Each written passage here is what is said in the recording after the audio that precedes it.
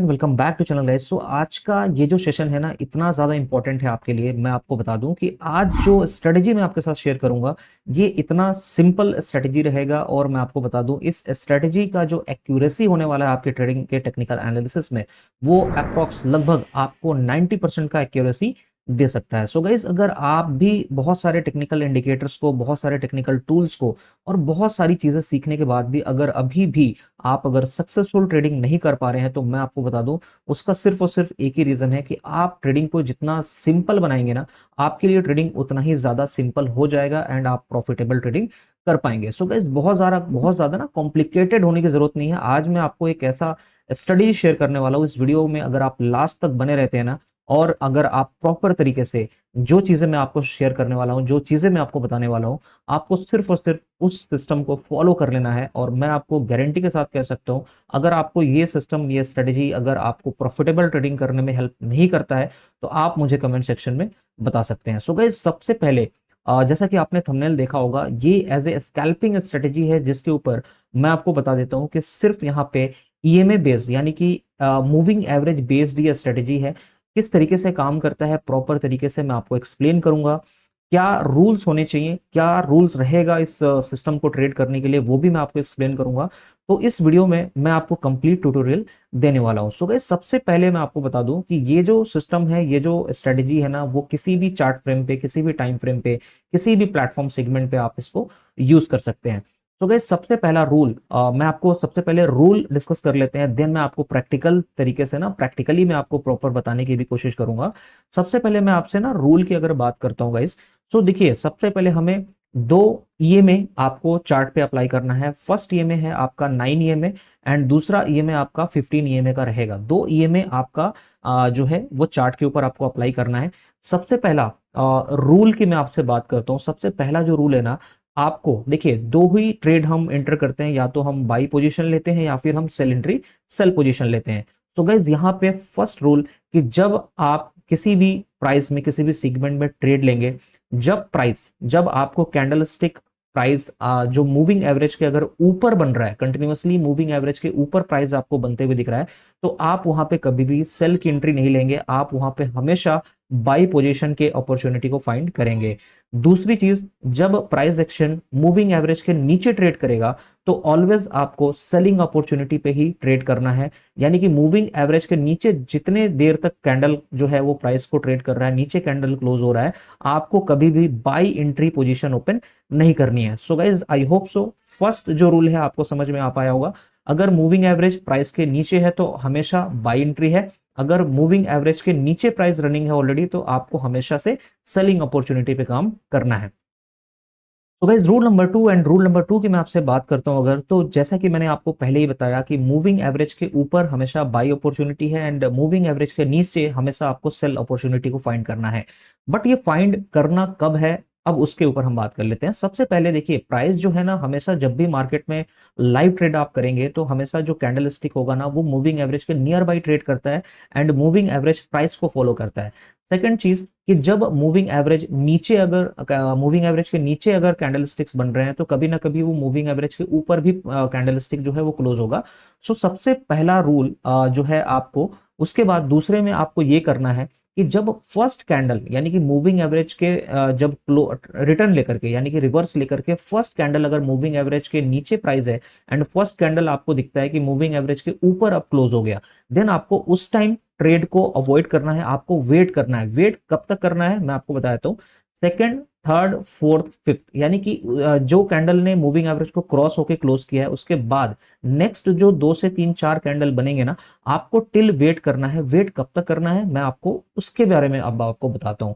Wait आपको जब तक करना है जब तक मूविंग एवरेज को टच दोबारा कैंडल, यानी कि फर्स्ट कैंडल ने तो क्रॉस करके क्लोज किया है, बट उसके बाद के जो कैंडल्स हैं अगर मूविंग एवरेज के बिलो, यानी कि थोड़ा दूरी पे, डिफरेंस पे अगर रनिंग है, तब तक आपको ट्रेड अवॉइड करना है। अगर मूविंग एवरेज को बिल्कुल ही टच करता है कोई कैंडल, अगर प्राइस को टर्न होने के बाद अगर मूविंग एवरेज के पास अगर कोई कैंडल आता है, मूविंग एवरेज को टच करता है, देन कोई आपको वापस से बुलिश, आपको वहां पे कोई कैंडल बनता है ना, तो आपको उस बुलिश कैंडल पे ट्रेड ले लेना है। एंड आपका यहाँ पे रिस्क टू रिवॉर्ड रेशियो 1:2 या फिर 1:3 का रख के आप यहाँ पे ट्रेड ले सकते हैं। उसी तरीके से अगर बियरिश मार्केट की मैं आपसे बात करूं, जब आप सेल अपॉर्चुनिटी फाइंड कर रहे हैं तो सेलिंग के लिए आपको कब जाना है, जब आपको दिखेगा कि अगर कोई प्राइस मूविंग एवरेज के ऊपर ट्रेड कर रहा है एंड सडनली आपको दिखता है कि एक कैंडल ने मूविंग एवरेज के नीचे क्लोज किया है, एंड उसके बाद आपको उस टाइम वेट करना है, एंड उसके बाद जब मूविंग एवरेज जब वापस से मूविंग एवरेज को प्राइस कैंडलस्टिक टच करके कोई बियरिश कैंडल बनाता है, फिर आपको वहां पे ट्रेड एंटर करना है, एंड वहां पे आपका रिस्क रिवॉर्ड रेशियो सेम 1:2 या फिर 1:3 का रह सकता है। सो गाइस, अब लाइव एग्जांपल में मैं आपको दिखाने की कोशिश करता हूं, एंड यहाँ से लाइव जो ट्रेड अभी रनिंग है ये लाइव चार्ट है, जहां पे मैं आपको प्रॉपर तरीके से एक्सप्लेनेशन करने की कोशिश कर लेता हूँ। तो गाइस यहाँ पे ना जैसा कि आपने अगर रूल को नोट डाउन किया है तो आप उस रूल को नोट डाउन कर लीजिए, बाकी प्रॉपर तरीके से मैं एक्सप्लेन करूंगा तो आपको इसमें भी चीजें क्लियर हो जाएगा, राइट। सो गाइस देखिए, मैं आपको थोड़ा सा समझाने की कोशिश करता हूँ। अगर देखिए यहाँ पे मैंने आपको ये बताया कि मूविंग एवरेज के जब नीचे प्राइस ट्रेड कर रहा होगा तो आपको सेल लेना है, मूविंग एवरेज के ऊपर प्राइस ट्रेड कर रहा होगा तो आपको हमेशा बाई पोजीशन की ओपनिंग करनी है। एक्यूरेसी की अब मैं आपसे बात करता हूं, तो यहाँ पे अभी प्राइस बियरिश है, यानी कि हमें शॉर्ट पोजीशन को फाइंड करना है। अगर आपसे मैंने ये कहा था कि जब आपको प्राइस जो है ना जैसे ही आपको फर्स्ट कैंडल क्लोज होता है, आपको उस टाइम क्या करना है, उस टाइम आपको वेट करना है। सो गाइस देखिए, अगर मैं इस पोजीशन की बात करता हूँ, प्राइस जो है ना अभी मूविंग एवरेज के ऊपर प्राइस ट्रेड कर रहा है, एंड यहाँ पे ऑलरेडी आप देखोगे कि मूविंग एवरेज के काफी दूर कैंडल क्लोज हुआ है, तो यहाँ पे बाई पोजीशन तो हमें ऐसे ही वेट करना है, यहाँ पे बाई पोजीशन नहीं लेना है। उसके बाद आप देखेंगे जब मूविंग एवरेज के नीचे कैंडल क्लोज हुआ है, मैंने आपको बताया कि फर्स्ट कैंडल पे वेट करना है, बाकी नेक्स्ट टू नेक्स्ट कैंडल्स के कंफर्मेशन का। उसके बाद आप देखेंगे बाकी जितने भी कैंडल्स है ना, आप देख सकते हैं यहाँ पे बाकी जितने भी कैंडल्स उसके बाद बने हैं ना, मूविंग एवरेज को टच नहीं कर रहे हैं, बट यहाँ बेरिश है, आप इस पे भी ट्रेड ले सकते थे। बट उसके बाद आप देखो यहाँ पे सॉरी, यहाँ पे आप देखो कि यहाँ पे ना बेरिश कैंडल्स बने हैं, बट मूविंग एवरेज के काफी दूर है। बट ये बुलिश कैंडल है, एंड मूविंग एवरेज को टच करके सडनली नेक्स्ट कैंडल आपको बेरिश मिला है। एंड यहाँ पे आप देख सकते हो, मैंने बताया था कि जब पहले कैंडल स्टिक जो है होगा वो मूविंग एवरेज के नीचे क्लोज होगा, देन उसके बाद वेट करना है आपको नेक्स्ट टू नेक्स्ट कैंडल्स का, जो कैंडल मूविंग एवरेज को टच करके बियरिश कैंडल बनाएगा। तो यहाँ पे आपको देख सकते हो, यहाँ पे एंट्री अगर मैं लेता हूँ, एंड अगर मेरा एसएल इस कैंडल के ऊपर होता है, एंड यहाँ पे अगर 1:2 या फिर 1:3 का मैं रिस्क रिवॉर्ड देखूं, तो आप देख सकते हो कंटिन्यूअसली मार्केट ने लगभग अप्रोक्स 1:4 का यहाँ पे आपको रिस्पॉन्स किया है। 1:4 के बाद भी प्राइस नीचे ट्रेड रनिंग है, बट जब तक मूविंग एवरेज के ऊपर प्राइस क्लोज नहीं होता है, अगर आप वहां तक भी होल्ड करते हो तो 1:4 का आपको टारगेट ये इजिली दे सकता है ये स्ट्रेटजी, ठीक है। इसके बाद चलिए हम थोड़ा सा प्रीवियस डेटा लाइव चीजों को चेक करने से ये ना, और इसमें क्या है ना, देखो आपको ना ऑलवेज साइडवेज को अवॉइड करना है, यानी कि जब मार्केट साइडवेज रहेगा ना, जब जहां पे मूविंग एवरेज एंड कैंडलस्टिक जो है लगभग एक साथ ही रिस्पॉन्स करेंगे, तो वहां पे आपको क्या करना है, वेट कर लेना है। बट अगर शॉर्ट टर्म, मैंने आपको बताया कि 1:2 1:3 का जो रेशियो है ना, आप इजिली ले सकते हो। आप देखोगे यहाँ पे जब प्राइस, यहाँ से हम बात कर लेते हैं, देखो आप यहाँ से प्राइस जो है ना ऊपर कंटिन्यू कर रहा है, फर्स्ट कैंडल ने यहाँ पे क्लोज किया ऊपर, बट अभी बाकी के जो कैंडल्स बने हैं ना मूविंग एवरेज के काफी दूर है। उसके बाद ये रेड कैंडल बना है, इसने रेड कैंडल ने तो ऑलरेडी मूविंग एवरेज के नीचे क्लोज किया। इसके बाद जो कैंडल्स बने हैं ये भी नीचे क्लोज हो रहे हैं, बट ये वाला जो कैंडल है ना, देखो ये कैंडल उस मूविंग एवरेज के ऊपर क्लोज हुआ है, एंड उसके बाद का ये जो कैंडल है ये भी मूविंग एवरेज के ऊपर क्लोज हुआ है। तो यहाँ पे जो अपॉर्चुनिटी है ना आप ले सकते हो, क्योंकि ये जो आ, मैंने आपसे ये कहा था कि कैंडल जो होना चाहिए ना, वो candle second third fourth candle होना चाहिए, जो कि आप ट्रेड इजीली ले सकते हो। तो ये सेकंड कैंडल है जो कि बाइंग अपॉर्चुनिटी यहाँ पे है। अगर एसएल की मैं बात करूं तो एसएल आपका प्रीवियस कैंडल या फिर उसी कैंडल के लो का रह सकता है, या फिर मूविंग एवरेज के नीचे आप रख सकते हो। रिस्क टू रिवॉर्ड रेशियो आप चाहो तो 1:2, यहाँ पे 1:3 का भी टारगेट यहाँ पे अचीव हुआ है, लेकिन 1:2 का भी टारगेट आप यहाँ लेके चलते हो तो वो आपका इजिली अचीव हो जाएगा। तो यहाँ पे आपको मैंने दो लाइव जो रिजल्ट है, मैंने आपको यहाँ पे लाइव रिजल्ट चेक कराया। इसके बाद देखो, अगर सेम टाइम पे अगर आप बियरिश, अगर आप सेल अपॉर्चुनिटी भी फाइंड कर रहे हो ना, देखो प्राइस जब ऊपर ट्रेड कर रहा था, वापस से ये वाला फर्स्ट कैंडल है, मैं आपको थोड़ा सा यहाँ पे मार्क भी करता हूँ, ये वाला फर्स्ट कैंडल है जिसने मूविंग एवरेज के नीचे यहाँ पे क्लोज किया है, ठीक है। इसके बाद मैंने आपको ये बताया फर्स्ट कैंडल पे कभी भी आपको ट्रेड नहीं लेना है, सेकंड थर्ड फोर्थ कैंडल का वेट करना है, जो मूविंग एवरेज को टच करके आपको कैंडल स्टिक बना के देगा। तो उसके बाद वाले कैंडल भी जो है मूविंग एवरेज को टच कर रहा है, एंड मूविंग एवरेज को टच करने के बाद वहां से आप देखेंगे कि वहां से भी आपको बियरिश कैंडल मिला है ये वाला कैंडल, तो आप यहाँ पे भी अपॉर्चुनिटी ले सकते हैं, जहाँ पे जो आपका एसएल रहेगा इस कैंडल का हाई एरिया रहेगा। एंड अगर मैं आपसे प्रॉफिट की बात करूं तो प्रॉफिट आपका 1:2 या फिर 1:3 का हो सकता है, जो कि इजीली आप देखोगे तो 1:3 का टारगेट यहाँ अचीव हुआ है, राइट। इसी तरीके से आप देख सकते हो, बाकी प्रीवियस हम आते हैं तो साइडवेज में मार्केट को अवॉइड करना है। मार्केट को अवॉइड करने के बाद आप देखो मूविंग एवरेज प्राइस जो है सेम सेम चल रहा है, तो यहाँ अवॉइड करना है। कभी भी आपका मूविंग एवरेज का जो डायरेक्शन है ना वो एटलीस्ट 60 डिग्री का होना चाहिए, जहां पे आपको या तो ऊपर की तरफ ट्रेंड कर रहा होता है या फिर नीचे की तरफ ट्रेंड कर रहा होता है, तो वहां पे आपको ट्रेड लेना है।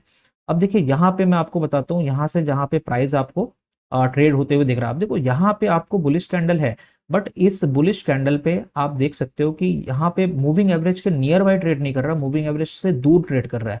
इसके बाद आप देखोगे सडनली ये जो बियरिश कैंडल है इसने नीचे क्लोज किया है। बाकी के जो कैंडल्स हैं आप देख सकते हो, बाकी के कैंडल्स ने भी यहाँ पे 3 कैंडल्स नीचे बने हैं, बट इन ये कैंडल काफी वीक कैंडल है, मूवमेंट नहीं है, तो आप यहाँ पे ना अवॉइड कर सकते हो। बट उसके बाद ये वाला जो कैंडल है ना, इस कैंडल ने, जो रेड कैंडल है, इसने प्रॉपर तरीके से आपको इंडिकेट किया है सेलिंग अपॉर्चुनिटी के लिए, तो आप इस कैंडल पे इजिली ट्रेड ले सकते हो सेलिंग का।